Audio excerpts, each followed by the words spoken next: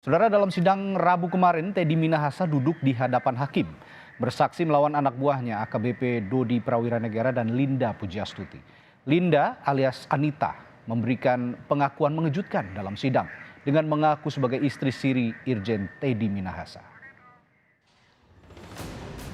Saya sangat keberatan kalau ini jebakan.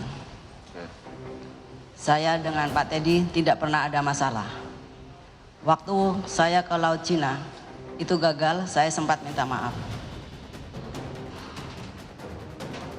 Dan saya tidak pernah berantem. Dan saya memang ada hubungan dengan Pak Teddy. Biarpun beliau tidak mengakui.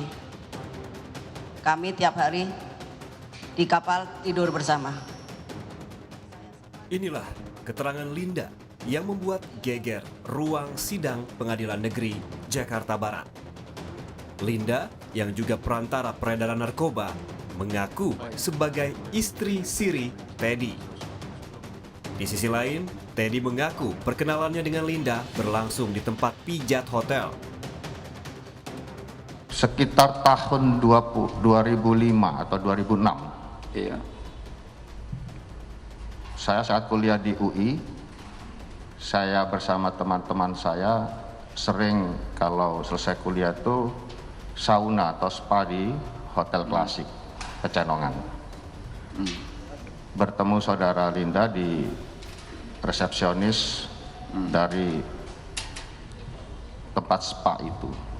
Iya. Kemudian 2007 saya ingat saya dikenalkan dengan suaminya untuk urusan benda-benda antik.